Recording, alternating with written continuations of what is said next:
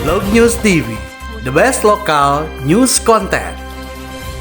Jadi posisi saya itu tidak sebenarnya secara personality tidak ada hubungan ya, tidak ada keterkaitan dengan Panji Gumilang sama sekali. Saya tidak kenal beliau, beliau juga tidak kenal saya. Cuma yang saya prihatinkan adalah pelaporan dari beberapa pihak ke kepolisian terkait dengan kontroversi Panji Gumilang ini mencantumkan poin-poin yang termasuk yang menurut versi mereka termasuk dalam pasal penistaan agama.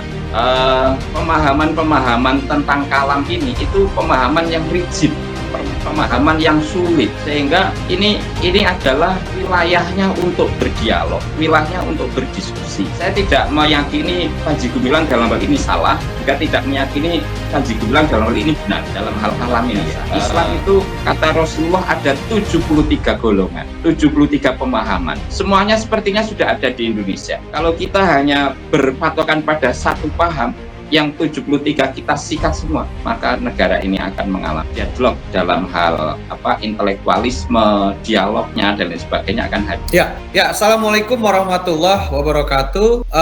Loggers, Log News TV, persoalan atau kontroversi Mahat Al Zaitun atau Pondok Pesantren Al Zaitun berikut dengan Panji Gumilang semakin kemari semakin blunder dan membentuk bola-bola kristal yang tidak seharusnya terjadi bila pihak-pihak yang memang diberikan kewenangan untuk menentukan sikap tidak dicampuri oleh lembaga atau ormas manapun. Log News TV bersama dengan Ustadz Muhammad Asnawi Ridwan. Beliau adalah pengasuh pimpinan Pondok Pesantren Fasihuddin yang ada di Kota Depok, Jawa Barat, dan beliau ini juga sebagai Ketua Lembaga Fatwa MUI Depok, Dewan Syariah Nasional MUI Pusat, Lembaga Basul Masail PBNU, juga Perumus Forum Musyawarah Pondok Pesantren se-Jawa dan Madura yang pernah beliau pegang posisinya. Dengan tradisi salaf, pondok pesantren dan juga mendapatkan sekolah modern, maka Pondok Pesantren Fasihuddin ini melihat seperti ada kejanggalan dalam kasus kontroversi Al Zaitun. Assalamualaikum Ustadz, apa kabar? Waalaikumsalam warahmatullahi wabarakatuh. Alhamdulillah, baik.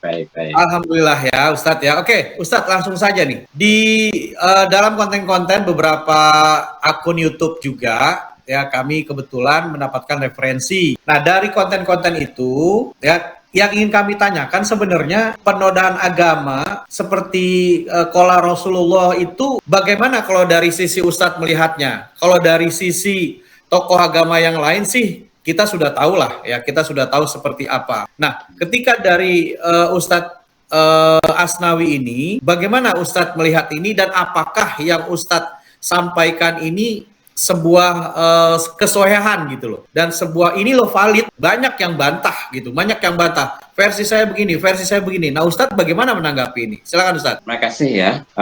Apa yang disampaikan oleh Panji Gumilang tentang bahwa Al-Quran yang dibaca oleh Rasulullah itu bukanlah kalamullah, melainkan kalam atau ucapannya Nabi Muhammad yang berkesesuaian dengan wahyunya. Pada poin ini sebenarnya kalau kita kaitkan dengan persoalan kalam, itu sudah menjadi perdebatan antar ulama beratus-ratus bahkan beribu tahun yang lampau. Pada saat itu muncul 3 versi pemahaman. Ada yang disebut dengan madhab Ahlus Sunnah wal Jamaah yang dipelopori oleh Imam Asy'ari, Imam Maturidi, dengan paham yang dikembangkan oleh golongan Mu'tazilah yang sangat identik dalam hal ini dengan Jahmi yang didukung oleh kalangan Jabariyah. Juga ada yang disebut dengan Mubtadi'ah.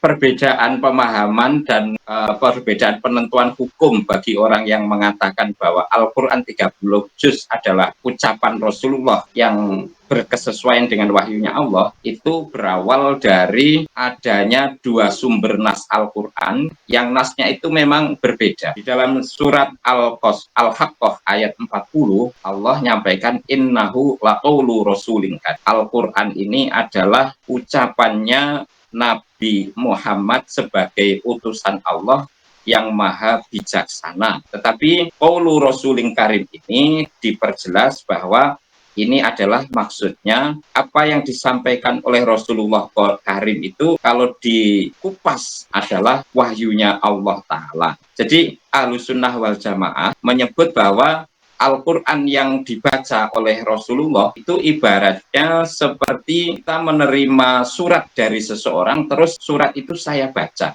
Tentu pendengar akan menangkap bahwa yang saya baca itu adalah ucapannya orang yang menulis surat, kan ucapannya orang yang membaca surat, yakni saya. Itu pemahaman Ahlussunnah wal Jamaah. Maka ketika Al-Quran dibaca oleh Rasulullah, itu fokus kita bukanlah ucapannya Rasulullah, tetapi itu adalah wahyunya. Maka dalam global penamaannya, Al-Quran itu disebut kalamu. Tapi menurut kalangan Mu'tazilah, karena berdasarkan pada surat Al-Qasas ayat 30, Allah Ta'ala menyampaikan falamma ataha nudiya min syatil wadil aimani fil buqatil mubarakah minas syajarah ayya Musa inni anallahu rabbul alamin. Ini ketika Nabi Musa alaihissalam berkalam atau berdiskusi dengan Allah, tapi medianya adalah pohon. Pohon itu dalam persepsi Mu'tazilah, pohon itu bersuara. Suara pohon yang berdiskusi dengan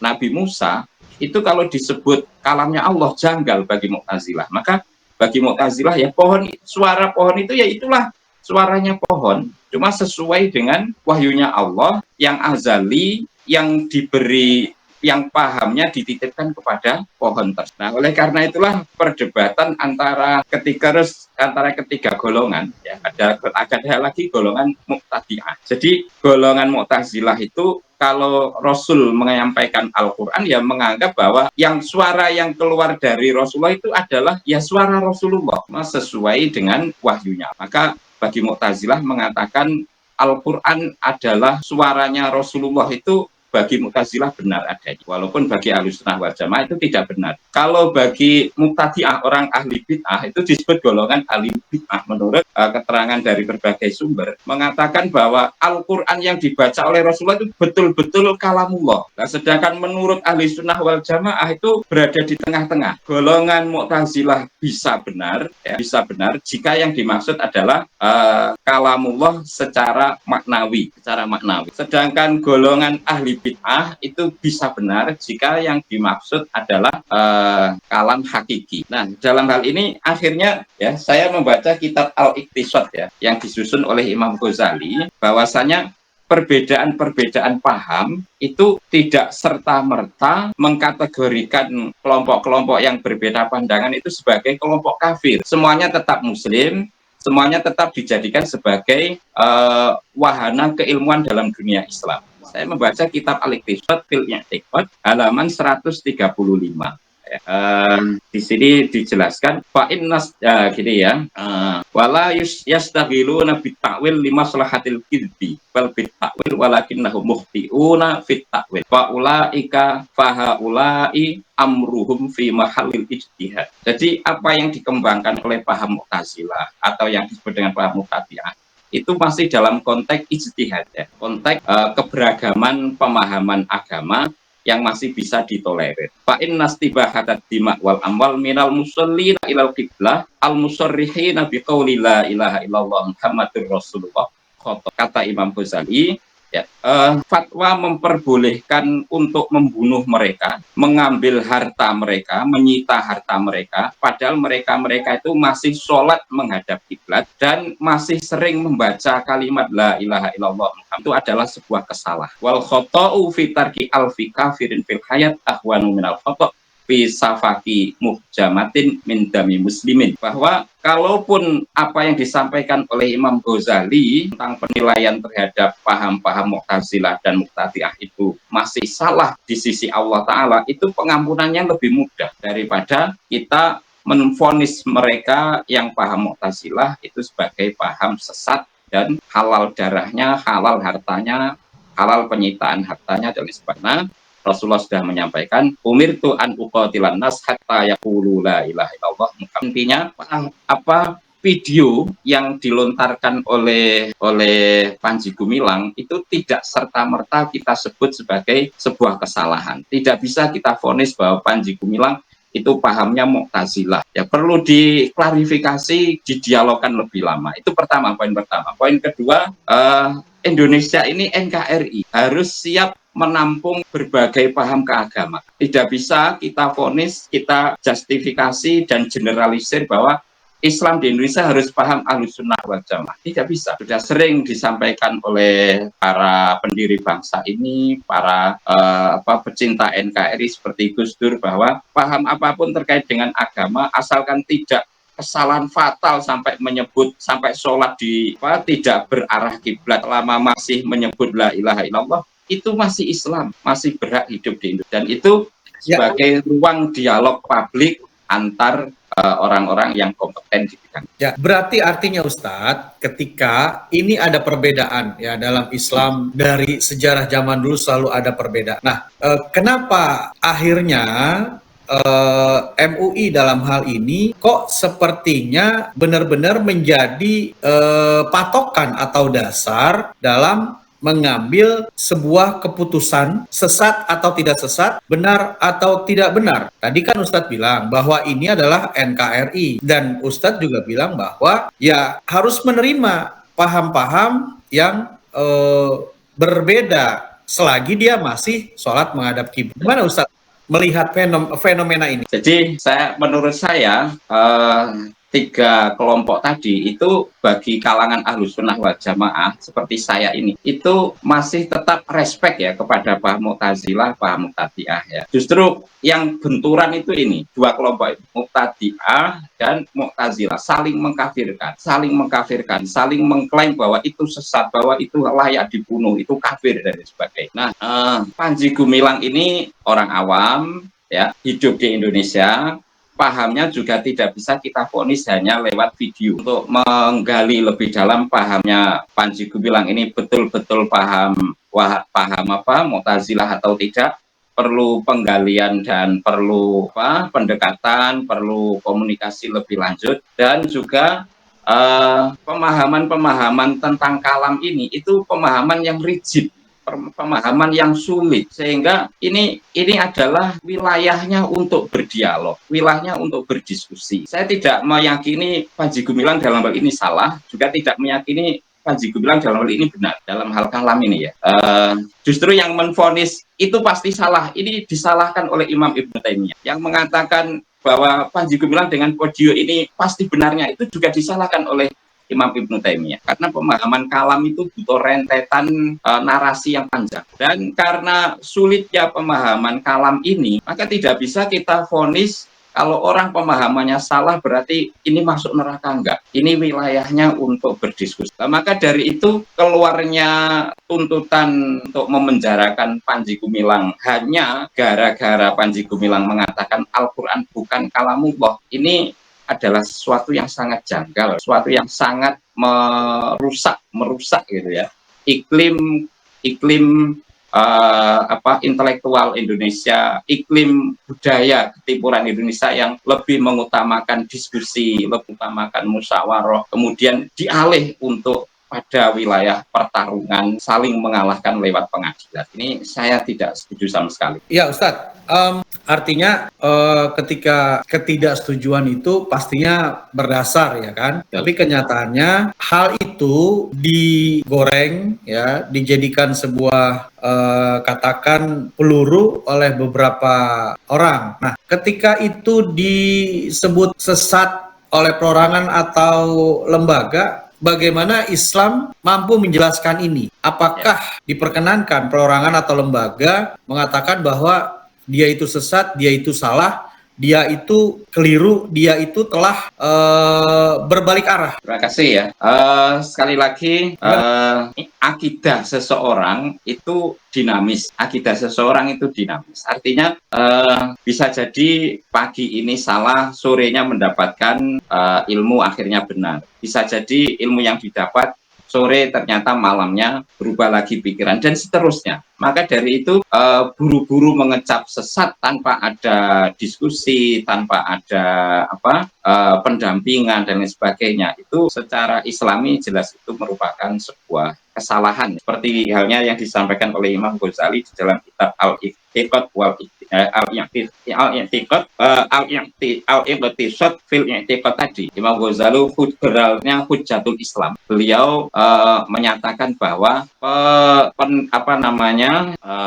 langsung memberikan stempel sesat. Tentu stempel sesat itu akan berujung pada pemidanaan kan, pemidanaan terus pelecehan pada harga dirinya dan lain sebagainya, itu ditentang keras oleh Imam Ghazali yang pahamnya Ahlus Sunnah wal Jamaah yang bergelar Hujjatul Islam. Karena Imam Ghazali tetap menghormati pemikiran setiap orang, setiap individu. Wilayah dialog, ini wilayah diskusi, ini wilayah amar ma'ruf, bukan wilayah pidana, pahami oleh setiap orang ya. Kalau kita mengatakan semua yang berbeda dengan kita itu adalah salah, berarti Indonesia tidak mengenal demokrasi. Indonesia memaksakan diri untuk paham satu, memaksakan diri berpaham satu, dan itu berbahaya bagi kehidupan bangsa dan negara. Karena Indonesia ini sudah sudah kebinekaannya luar biasa. Islam itu kata Rasulullah ada 73 golongan, 73 pemahaman. Semuanya sepertinya sudah ada di Indonesia. Kalau kita hanya berpatokan pada satu paham,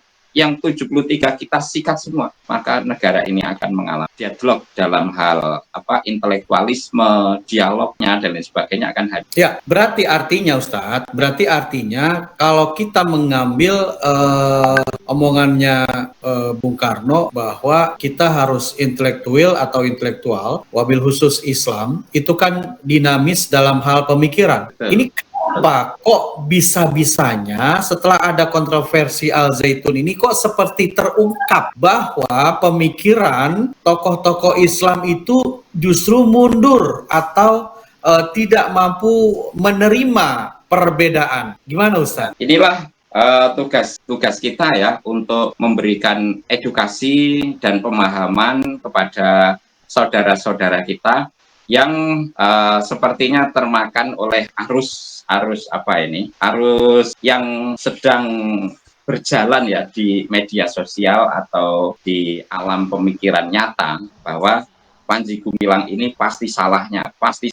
Apapun yang dilakukan oleh Panji Gumilang salah. Apa yang ada pada diri Panji Gumilang salah. Ya tidak begitu. Kalau kita itu harus mendudukkan persoalan ini secara proporsional ya. Ya kalau memang Panji Gumilang terbukti melakukan korupsi, melakukan penyimpangan dana ataupun money laundry, ya silahkanlah dijerat dengan pasal itu. Tapi kalau soal pemahaman keagamaan, sekali lagi saya melihat bahwa pemahaman keagamaan yang dikembangkan oleh Panji Gumilang itu masih bisa diterima dalam konteks NKRI, karena apa yang dipahami oleh Panji Gumilang itu sudah ada pada sejarah Islam dari masa ke masa, dan itu semuanya kalau kita belajar masa lalu, ketika Islam itu saling menuntut, memaksakan diri untuk satu paham saja dengan menolak dan menghabisi paham lain, maka Islam itu akan hancur. Islam ini besar karena punya rasa toleransi perbedaan pemahaman agama, pemahaman ijtihad yang berbeda, itu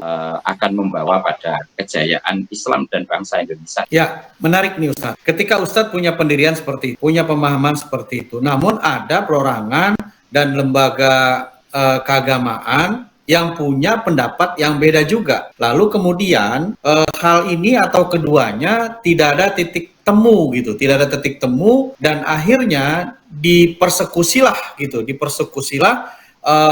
lembaga atau perorangan yang dianggap sesat ini. Apakah dalam Islam harus seperti itu?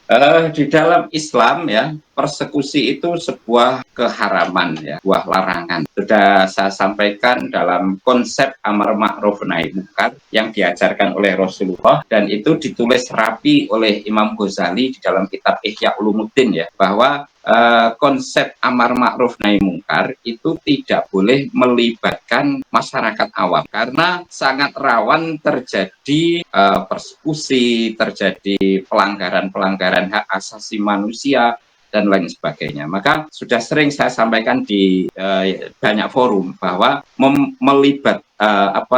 dalam hal amar ma'ruf nahi mungkar sampai melibatkan masyarakat untuk juga ikut bereaksi itu sudah menyalahi hukum Islam itu. Ya, Ustadz, terakhir Ustadz, fatwa sesat yang disampaikan dan akhirnya menjadi landasan untuk status pemeriksaan menjadi penyidikan, apakah ini sudah final, Ustadz? Nah, ini jadi persoalan ya, karena kalau hanya melibatkan satu pihak dengan justifikasi sesat tanpa memandang pada pandangan ulama yang lain, ya, itu akhirnya terjadilah penilaian yang subjektif, ya. Akhirnya sesuai dengan selera yang bersangkutan. Itu sangat berbahaya karena pemahaman agama di dalam Islam itu ada 70. Pasti segala sesuatu akan berkembang pada pemahaman 72 atau 73. Nah, ini kalau hanya satu pihak terus mengklaim ini sesat, ini harus dihukum. Nah, sementara yang lain juga pemahamannya juga sama, juga berbeda. Itu kata Syekh Zakaria Al-Ansori dalam kitab Jamal, dalam kitab sebuah kesalahan fatal, dalam Islam itu tidak ada paksaan di dalam pemahaman agama. La ikraha fiddin. Dalam memilih agama aja tidak ada paksaan, apalagi di dalam memilih ijtihad atau madhab. Dipersilahkan memilih madhab manapun, dipersilahkan, asalkan tetap menjaga komitmen menjaga NKRI, itu Islam. Asalkan masih ada cantolan ijtihadnya, ya itulah masih bisa ditoleransi. Apalagi ini paham yang dikembangkan oleh Panji Gumilang terkait dengan Al-Quran bukan kalamullah. Itu ada rujukannya, yakni kalangan Mu'tazilah dan Ahlussunnah, apabila ternyata dalam klarifikasinya yang dimaksud oleh Panji Gumilang adalah Al-Quran yang dicetak dalam 30 juz itu bukan kalamullah, bisa dibenarkan. Bagaimana kata Syekh Bajuri dalam kitab Tuhfatul Marid, apabila dalam konteks belajar dijelaskan bahwa Al-Quran 30 juz itu bukanlah kalamullah, melainkan itu adalah makhluk yang menggambarkan, mengilustrasikan tentang kalamullah, itu dibenarkan. Ya, oke Ustadz. Berarti ketika ini menjadi sebuah kontroversi sesat, ya, artinya tidak bisa dibenarkan karena memang masing-masing orang mempunyai pemahaman yang berbeda, katakan bisa menjadi 73 atau lebih. Artinya juga kita harus memberikan kesempatan sebesar-besarnya kepada pihak kepolisian untuk membuktikan sampai di mana dan apa pelanggaran yang dilakukan oleh Pak Panji Gumilang. Seperti itu, setuju Ustadz ya? Setuju sekali, dan tidak boleh kepolisian hanya menggantungkan status ini pada satu penilaian satu pihak. Kalau ada pihak lain yang punya argumentasi bagus bahwa itu tidak masuk pada wilayah pidana atau wilayah sesat, ya harus diterima. Baik Ustadz, terima kasih atas wawancara ini dan atas waktunya, karena kami tahu persis bahwa Ustadz Asnawi Ridwan sangat sibuk sekali dalam membimbing dan membina serta mengasuh para santri-santrinya. Salam untuk keluarga dan salam untuk seluruh santri, tetap berada di toleransi dalam beragama, apalagi agama kita sendiri. Assalamualaikum Ustadz, sehat selalu, terima kasih.